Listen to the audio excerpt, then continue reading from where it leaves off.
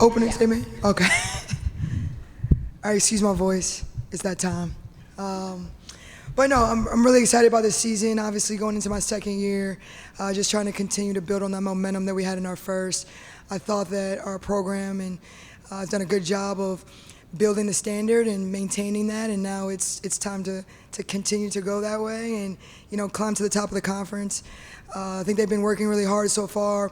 We've got 8 newcomers that I think are going to make an immediate impact, which is exciting, and we got a little bit more depth at the guard spots, so that'll be nice too.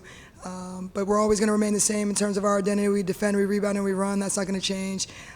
Just different people are going to be doing it. I was going to ask about, kind of establishing a culture and identity and mentality in year one, and you just kind of spoke to one. And so do you feel like that foundation is really established, and how do you build off of that in your second year? Yeah, I think it's established. I think the challenge is now getting the 8 newcomers, right, to understand what the standard is and what the culture is. And thankfully, we have 6 returners, and 2 of them are sitting right here that can pass that on, right? Because I do think it means a little bit more when your players are doing it and less of the coach, right? So that's what we've been doing. I think they've been doing a great job of that, our returners, and then continuing to build on it. I think we've got just different mentalities, right? Myra's been here for 4 years, which is, when does that happen? I don't think it happens anymore in our sport, being at the same school for 4 years, but she hasn't won a championship yet, right? Like, that's the goal, right? Is to have her have a ring, right? Get the banner, and obviously Kendall will get it too. I will get it too, okay? But Kendall has more opportunities than Myra, all right? So, but yeah, that's what we're thinking now. I think last year was like, okay, what's Coach Lang about? What's his team going to be about? Are we any good? Are we okay? All right, we are pretty good. Now I think we believe it. Yeah, Amira, I was going to say this team made it to the quarterfinals last year in Coach Langford's first season. What did you kind of see from this team that you're able to build off of, and what kind of you still need to get in order to get a little further this year? I think it's a lot of fight, a lot of grit. We play hard, and I think that this year is just continuing that, and I think that we have the pieces to do so. And then, Kendall, what was kind of your decision to come over here? And then I believe you spent some time, a lot of time playing last year. And so how important was that for you to really get that time and build off of that? Oh, it was very important. Last year is going to prepare me to be the best point guard I can be this year, and so on and so forth. So it meant a lot. It meant a lot to have the minutes in the role that I had last year. And to both of you, how do you feel like the team has kind of come together with these 8 newcomers? How do you feel like the leadership of the girls from before has kind of helped that? I think we've came together great. I think Coach Lang did a great job gathering a bunch of great individuals that we just gelled together really quick. Everybody gets along, everyone has fun with one another, and everyone genuinely loves one another. And I think that shows up on the court. So when that's going on, it makes it easy. Yeah, and I would build on that. I think that we all have great relationships off the court, and so on the court, it's like way easier. Coach, would you talk about Amira and Kendall's development? First of all, their play last year and their development and what you expect out of them this season. Yeah, Kendall's a freshman of the year. That's just, it is what it is. She earned it. It wasn't given to her at all. I came into the program wondering who was going to be the point guard. It was up for grabs, and, she took it. So I'm looking for even a better sophomore season. I think, there's a lot of times last year where she just didn't maybe have the experience. And I think she gained that every single game, right? Now, in game 30, right, she's making different mistakes. And that's what we talk about. She's not going to be perfect. The ball's in her hands so many times. Like, I know that as a point guard, right? You're going to turn the ball over. It is what it is, right? But we've got to start making different mistakes. And she's understanding that now. And so this year, I'm really looking forward to her really running the team and controlling the team and being that leader on the court that can settle us, especially with the guards. Losing Sharice Pittman was is big for us. Like, she did that for us. She settled us. She was calm, right? And so really looking for Kendall to step up leadership-wise, and I think she's been doing that so far, and that started in the summer, right? So looking forward to that. And then Myra's got to score the ball. That's just what she does. She did that last year. She's going to continue to do that for us this year. I think she's done a good job of expanding her range even more in terms of consistency with her 3. So you'll see her a little bit more on the perimeter this year. And we have an opportunity to maybe play big with, Myra at the 4 and Dylan at the 5. That's the lineup that they're flirting with. So her role is not going to change. She needs to score the ball inside and outside. She needs to rebound, and she's going to be our go-to going inside. Coach, talk about your guards. You mentioned that you have a wealth of guards this year. And how is it different from last year's group of guards, and what do you expect of them, and what can you see them doing? Yeah, I think we just have more depth in terms of guards that play our style. right? And I think that's a big key, right? I think our guards last year were great, but obviously I didn't recruit them, and the style of play is just a little bit different than Coach Stockton, and that's okay. I think this year we've got, CeCe Mays from Marshall. She's an all-conference player with a lot of experience, right? She's going to be a combo guard, right? We've got Tamia Robinson, who came from ULL, a ton of experience, right? Combo guard. Then Kendall, we already have Kendall. Then we have Sadie Shore still. Then we got McKaylin Marshall, who's a freshman incoming, who's going to be really good for us. All right, then we got Fat. Well, her name's Kanaja Daniel, but everybody calls her Fat. Then we have Fat. She's like a 5'10" long wing, JUCO National Player of the Year. So just with that, you just heard me talk about Players of the Year, all conference experience, right? So that's going to make a big difference in the backcourt because it's about experience. Can you describe, well, I know you can, but would you describe Kanaja, as a player, what she brings? And the other question is, your small forward, who, I know you don't like to talk about who'll be starters and all that, but just talk about. Yeah, you already know that answer. Yeah, well, Sharice is tough to replace. I was just asking, as far as your guard, and maybe would Amira be more of a 3 this year? You said I think she'll be a 4. Okay. Well, tell me the first question again before we get to the Sharice Pittman. I forgot myself. All of that. All right, we're 0 for 2. So our replacing Sharice is not going to happen. Like, we're not replacing Sharice Pittman. There's only one Sharice Pittman. There's only one Kendall Sneed. There's only one Amira Mabry. All right, so it's going to be a collective effort, and we're figuring it out still. Jada Brown's done a good job. She's a transfer from St. John's, and she's guard-like. She can play the 3. She can play the 4. She can shoot the 3. She's done a really good job. We got Jordan Weaver, who transferred from Queens, who basically averaged a double-double, right? So between the two of them, and then also Myra, we're going to figure it out, whatever the best lineup is in combination, but we do have people that can fill that void. It's just a matter for me of chemistry and connection and seeing how that works and flows. The question was now Kanaja. Would you describe her as a player and what she brings? Yeah, and I mean, Fat can score. Like, that's what she does really well. She can shoot it from 3. She can get in the lane. I think she's really best in the open court, right, which is great for us because we want to play fast. So she's really good in transition offense.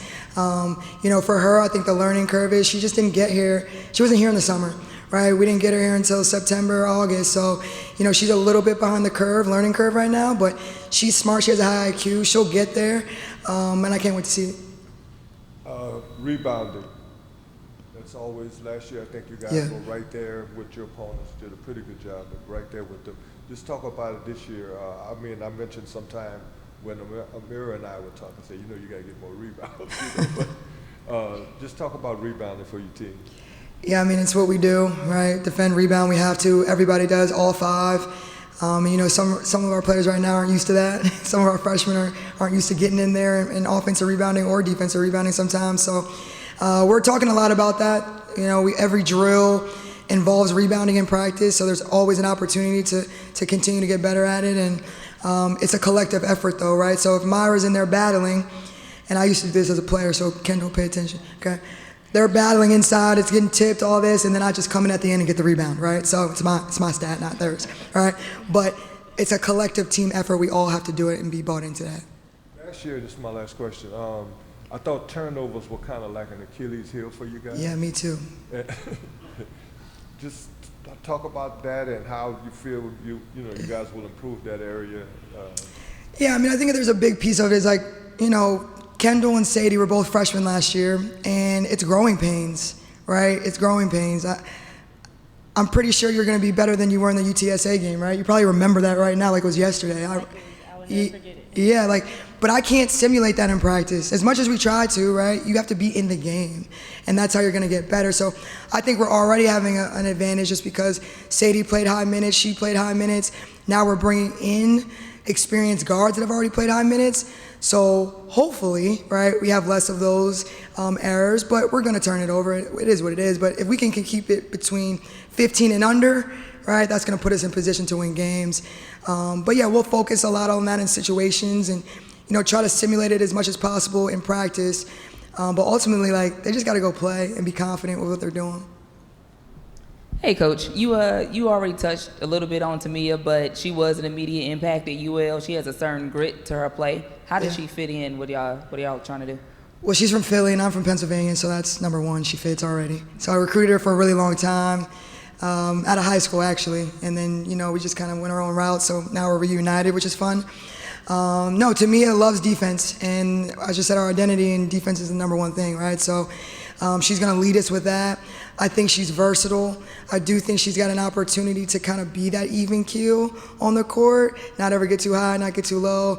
Like, these guys are emotional, and I love it, right? They're going to celebrate a ton. To me, it's kind of going to be like just chilling, just laid back, which we need. Everybody can't be up here the whole game, right? But yeah, just her leadership, her demeanor. She can shoot the three, she can defend, and her IQ, she has a really good IQ as well. So again, that will help us in terms of our backcourt. And as far as last season, elevating the program, of course, in your first year, what does that look like even more this year? And then ladies, if y'all could touch on that as well.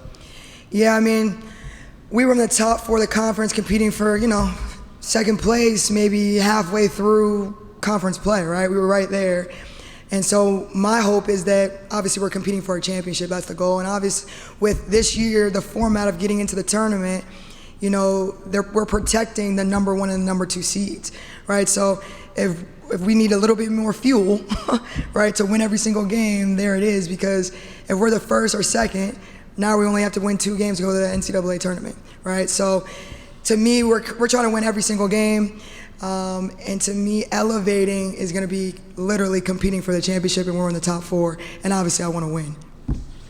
So, ladies, to you, with the new eight newcomers, that sort of puts a little bit more of a leadership role on you. Could you each answer this question about leadership? What kind of role do you find yourself playing right now, and what type of role do you find yourself playing when you're going to be on the court? I think my role is consistent, like now and then on the court. I'm very vocal, and I'm just a natural leader. Like, if someone needs me, I'm there. And so I think that just being the person that they can come to and ask a question to, and just being that voice that they hear, that's my role. Yes, and just to piggyback off that, being the point guard, it's kind of a natural leadership role anyways. People look at you to know what we're in, what coach is saying, all those things. So just continuing to be that, like you said, on and off the court, and just being someone that my teammates can lean on and know that I'll always be there. For everyone, can you talk a little bit about the non-conference schedule, starting with you, Coach? Just the opportunity to bring 2 SEC teams into your building this year, and how do you think that will help set you up for getting ready for conference play?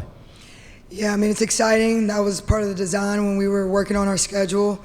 To me, we talk a lot about going to the NCAA tournament, right? And we want to win a game there, but how can you even get there if you've never played against a potential NCAA tournament team, right? So obviously, I want to play LSU every year. Still trying to get that done for the next couple of years, but I want to play them every year. I think it should happen all the time. It's a good challenge for us. Missouri, another one returned to us. And again, being able to have Devlin packed, right, for an LSU, for a Missouri, on our home court, there's nothing better than that. Like, that's why you play college basketball. So I hope that they're just as excited as I am.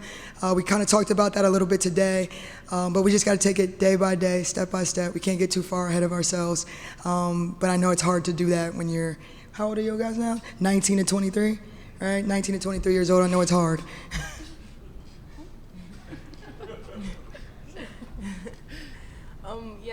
I'm super excited about the schedule as well. I love, Coach Lang said this at the American tip-off, but being the underdog, it's my favorite thing. I like being bet against. So I'm really excited about the schedule that we have ahead, and I know it'll prepare us a lot for conference.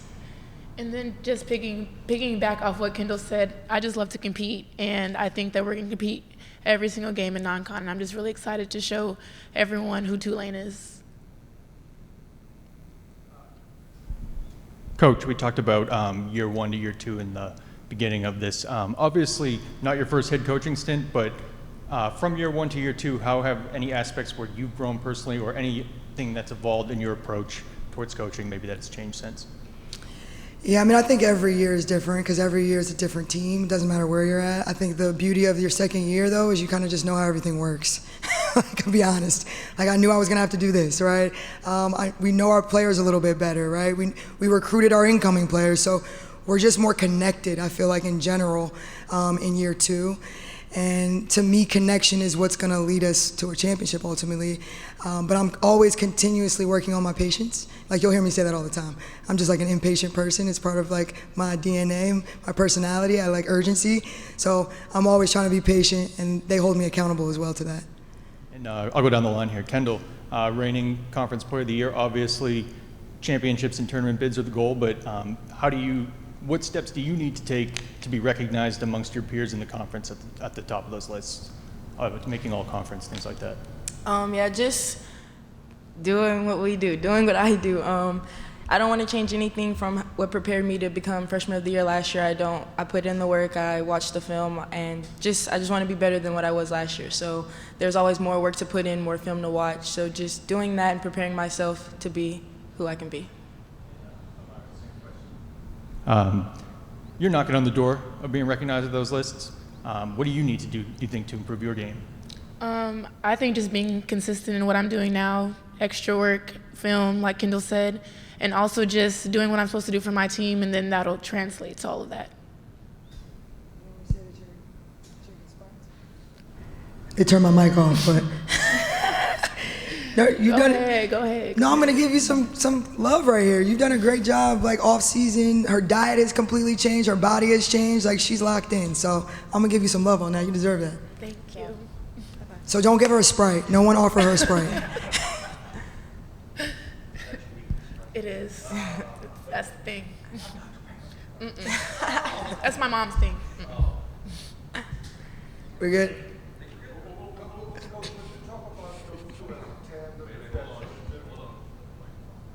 Would you talk about those two as a tandem? If that's considered a question. Obviously, they're being recognized by the conference and all that. Just it seems it's obviously going to be important to you both this year. Just talk about that. Yeah, I mean, like we've already kind of talked about, they're naturally leaders. Like, Myra's been here the longest at the university. She's done a great job with her voice and connecting with her teammates off the court. Kendall's done the same, especially really has locked into that this summer of trying to connect with her teammates off the court. So to me, they've done their work. Now it just is going to happen on the court. In terms of them as a tandem, I mean, I'm always going to want to put your two best players or potential two best players in ball screens, dribble handoffs, right? Like that kind of action, you want to do that. But to me, it's not really about that. It's just I'm really proud of what they've done off the court and behind the scenes, the text messages, the rides, the trying to help somebody learn a play. To me, like, that's what's going to build a championship culture, and that's what's going to lead us there. Cool. Thank you, guys. Thank you.